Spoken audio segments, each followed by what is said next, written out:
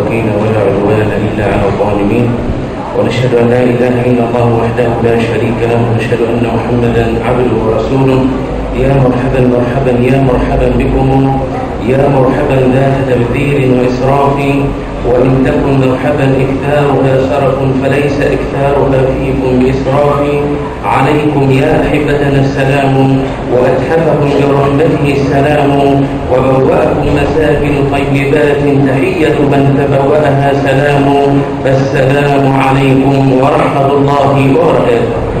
كل عام أنتم بخير، ونسأل الله عز وجل كما وفقنا في أول ليلة أن نقول في هذه الليلة أن لا يحرمنا ربنا من أن يعتق رقابنا جميعا من النيران، وأن يصلح أحوالنا وأحوال المسلمين في شتى بقاع الأرض، وأن يؤلف بين قلوبنا، وأن يجعل الدنيا تحت أقدامنا ولا يجعلها في قلوبنا.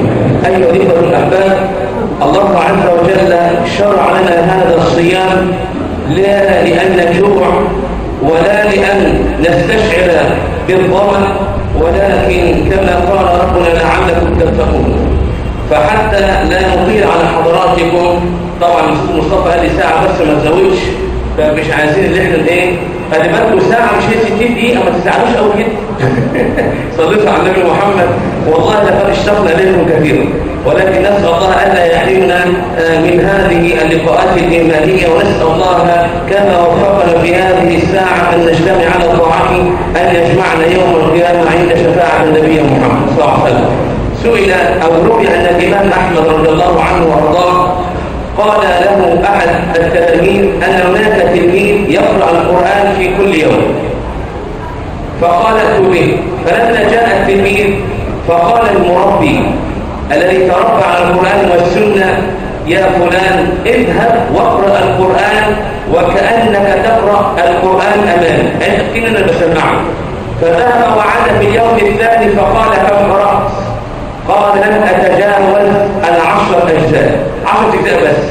قال: اذهب اليوم فاقرأ القرآن وكأنك تقرأ القرآن بين يدي النبي عليه الصلاة والسلام. فذهب وعاد في اليوم الثاني وقال: كم قرأت؟ قال: لن أتجاوز جزء عنه. قال: اقرأ الليلة القرآن وكأنك تقرأه أمام الله. فذهب وعاد وقال: والله لم أتجاوز قراءة الفاتحة ولا الليل. إحنا عايزين نقرأ ونتدبر. الله عز وجل قال: يا أيها الذين آمنوا كتب عليكم الصيام كما كتب على الذين من قبلكم لعلكم تتقون. عايزين الخوف، عايزين الصبر، عايزين نزيل الأذى والأحقاد التي بين كثير من الناس.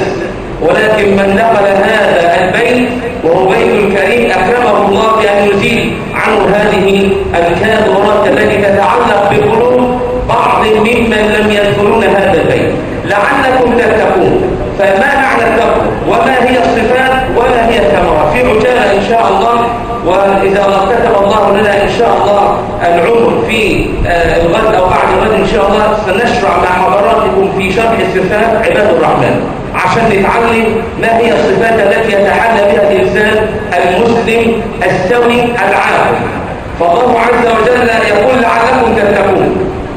كتير مننا بيسمع، تيجي واحد ينفذها يشد ويلعن ويشد، وفي الاخر يقول لك ايه؟ ابعد عني عشان صايم. قول له: لا لسه ما وصلتش.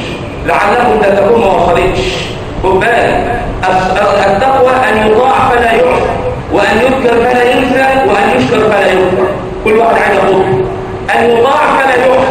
ما تعصيش ربنا لا في رمضان ولا في غيره، بس اقرب نفسك 30 يوم 30 يوم. شوف انت اليوم فيه 24 ساعة، اضرب 24 في 30 يجيبوا لك قد ايه؟ خلاص؟ يبقى ان يطاع فلا يعصى، غض البصر، ان يطاع فلا يعصى. ما تفرجش عن المسلسلات اللي بتلاقي شيل رمضانية وحط لهوية، شيل رمضانية وحط مضيعاتية. خلي بالك، مش حاجة اسمها الصحابة رضي الله عنهم وارضاهم في شهر رمضان يتركون تعليم الحديث والسيرة والفقه ويتفرغون للقرآن. وجاء السلف الصالح أبو حنيفة والإمام مالك والشافعي وأحمد وجميع السلف يتركون مداركة علم الحديث والفقه والسيرة ويتفرغون في شهر رمضان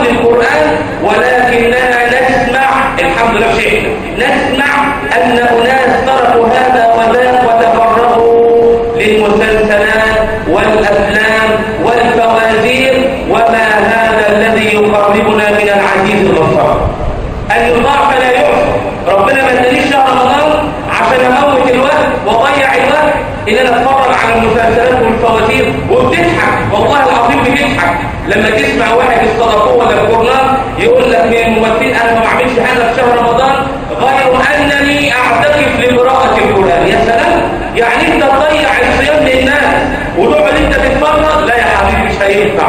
الدل على الخير كفاعل، وانت ما دلتش على خير. اللي قاعد يتلهى نعوذ بالله ان يتلهى احد، ولكن هو له في الوزن سواء، ان يطاع فلا يعطى. الغيبه والنميمه اتركوها، بلاش هذه اشياء تعلقت بالقلوب، فانسبنا علام الغيوب. وان يذكر فلا ينسى، ذكر الله عز وجل في كل وقت، ولا داخل البيت ولا خارج البيت، في المواصلات. النتيجه اذا ذكرت ربي سبحانه وتعالى طرد، خلي بالك، طرد الشيطان من القلب ومن اللسان ومن البصر. تمشي كده بنور الله، اول ما تجيلك عارضه تلاقي نفسك انت بتحاول تتمسك كده تلقائي.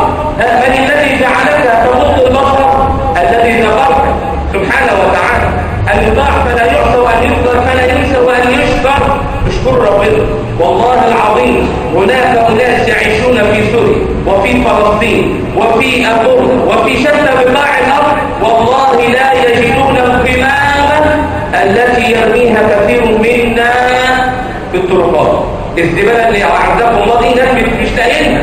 فاحنا ما نقولش احنا جعانين، لا شبعانين. ما نقولش احنا محرومين، لا احنا مش محرومين. ولكن العلاج في هذه الصفات التي سنذكرها باذن الله عز وجل. فمن بعض صفات المتقين الذين اذا فعلوا فاحشه او ظلموا انفسهم. خد بالك، ظلم النفس مش ان انت تاخد حق غيرك، لا والله. ظلم النفس اما ان يشرك بالله، ومن يشرك بالله ونعوذ بالله من ذلك. يا بني لا تشرك بالله ان الشرك لظلم عظيم. والشرك الاخر او الظلم الاخر لا يعطي حقنا لبعض، كل واحد ياخذ حق الثاني. والثالث هو ظلم الانسان لنفسه، يبعدها عن الطاعه، يبعدها عن قراءه القران. يقول لك هذا وقت القران، الناس كلها اخواني وانتم اخواني. والله لن يصلحنا الا القران، ولن نهتدي الا بالقران، ولن ندخل القبور في نور الا بالقران. النبي صلى الله عليه وسلم في الغزوات كان ياتي لمن يحمل من القران اكثر فيدخله اولا. طب لو حصل ده دلوقتي وجه امام فاضل كده وقال لنا يلا في كام واحد قال علي وفلان وفلان وفلان، طب اكثر واحد معاه قران هيحتار. هو علي معاه كام سوره؟ مش كام جزء. ومحمد معاه كام سوره؟ وابراهيم كام سوره؟ ده كلهم زي بعض، حطهم مره واحده وتوكل على الله الا من رحم ربك. صح كده؟ فعايزين نحيا بالقران. والذين اذا فعلوا فاحشه او ظلموا انفسهم ذكروا الله. اذكروا الله سبحانه وتعالى. تعال شوف بعجاله رجل كان من علماء الاصل او كان من تلاميذ الاصل، خد بالك، واشتد به الجهد. طالب بيدرس وما عندوش حاجه ياكل، مشي في الشارع كده بالليل فوجد بستان حلو كده والتفاح نازل منه اكنه بيقول له ايه، تعالى اتفضل. فهو من كتر الجوع هيموت، اخذ تفاحه وكله. ده لو اتطبق عليه الشريعه يحاسب؟ الجواب لا، لانه اوشك على البلاء. الراجل ده بيخاف ربنا، ربنا عمل معاه ايه؟ خد بالك، ومن يتق الله يجعل له مخرجا. طب هو كان جعان وكلها وخلاص انتهى الامر، روح البيت قعد يلوم نفسه. انت ليه تاكل التفاح؟ تعالى دلوقتي تروح عند البقال يخش يجيب لك من جوه التونه وانت الزيتون عمال تتسبح فيه، والجبنه دي طعمها جميل قوي ومش عارف، وفي الاخر تقول له بصراحه انا معلش اروح اجيب من حد ثاني الا ما رحم ربي يعني. فتعالى شوف ده عمل ايه. ثاني يوم راح قعد على صاحب البستان، فاول ما قال السلام عليكم ورحمه الله، والله يا عمي انا اسف، انا امبارح كنت جعان واوشكت على الهلاك وما لقيتش غير البستان ده وتفاح نازل منه وانا هموت، فاكلت تفاح، فاستاذنك سامحني. قال له مش هسامحك. قال له بالله عليك انا ما اقدرش استحمل عذاب ربنا. قال انا حجيتك يوم القيامه، انا هقف قصاد القيامه كده واقول له ربنا يعيشك. قال له بالله عليك، قال له لا يمكن اسيبك. المهم صاحب البستان دخل وكان قبل صلاه العصر الثاني فيه الوقت عمال يعيط عشان عمل ايه؟ كان تفاحه واحده، مش كان بستان تفاح ولا كان 50 طن موز ولا كان كذا وكذا بتاع الوضع مشروع وكذا والله كده ويستعمل بسم الله. لا والله ده منين ده ان شاء الله. المهم الراجل دخل والتاني عمال يعيط. يا عم العيط ليه؟ ما تروح صلي ركعتين استغفار بقى وتوب وربنا يتوب عليه. هو كان اكتر من كده. الراجل خرج لقى وشه الشاب ده ازداد نور على نور من كثره البكاء، فقال استحبك بالله يا عمار، انا ممكن اشتغل عندك لغايه لما اموت ببلاش؟ قال لا. قال له ارجوك، انا ما اقدرش اقف يوم القيامه هو بتحاسبني وربنا يحاسبني على الدفاع. قال له انا ممكن اسامحك بشرط واحد. قال له هجوزك بنت. طبعا اوعى تعملها وتروح تقول ده هجوزك بنت، ده هجوزك بالعطاء، اوعى. خلاص المهم راح وقال له جوزت بنتك؟ قال له بس هي ما بتشوفش ما بتتكلمش وما بتسمعش، وكمان بالمره بقى زوجت ما بتمشيش، يعني ايه عندها سكن. قال له انا موافق، بس المهم انه ايه ما تعذبش يوم القيامه. قال له موعدنا يوم الخميس ان شاء الله. راح يوم الخميس قال له مش مهم عندي اي حاجه، المهم ان انا ما اتعذبش فين؟ نروهن. والذين اذا فعلوا فاحشه او ظلموا انفسهم ذكروا الله فاستغفروا، هو ده اللي بيستغفر. راح يوم الخميس دخل السلام عليكم ورحمه الله، لقى العروسه بتقول له وعليكم السلام ورحمه الله وبركاته. وعدنا يا رب بالزوج النبي بس. خلي بالك. وراح قايمه ماشيه، راح لها مسلمه عليه، قالت له اهلا وسهلا يا زوجي، فبص لها كده كانها ليله البدر في تمامها. الله، خلي بالك.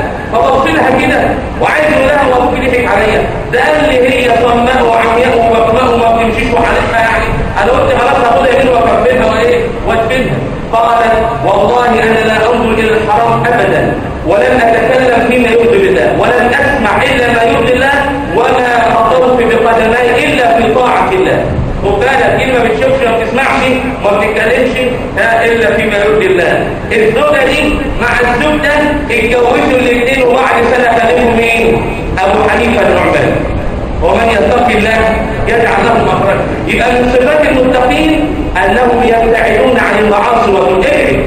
فاذا ابتعدت عن المعاصي والذنوب من الله عليك بالخير الكثير. ومن ثمرات التقوى كما قال رب ومن يتق الله يجعل له مخرجا.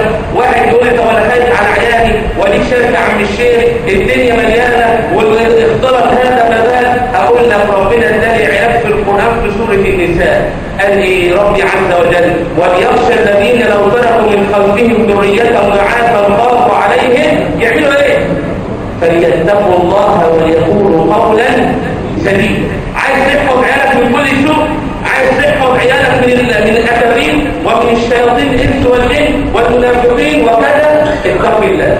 يبقى اللي عايز يتقي الله يقول لي يعني هي التقوى يا عم الشيخ هتحفظ لي عيالي؟ اقول لك تعالى بسرعه روح لسوره الكهف وشوف ايه اللي حصل مع اصحاب الايه الجدار اللي كان ابوهم ايه ميت وكان ابوهما الله، ده كان ابوهم صالح، فربنا حفظهم بالارث او حفظهم بالميراث لان الابوين كانا صالحين. يبقى ربنا عز وجل يحفظ لك عيالك. طب انا عايز اكل واشرب وعايز الدنيا تبقى حلوه. ومن يتق الله عز وجل اسمع يا رب يقول في سوره الاعراف ولو ان اهل القرى امنوا واتقوا لفتحنا عليهم بركات من السماء والارض. يبقى عايز ربنا يرزقك اتق الله، عايز ربنا يحفظ لك عيالك اتق الله، عايز ربنا يجعل لك مخرج في شغلك في بلدك في الشارع بتاعك مع زوجتك مع عيالك.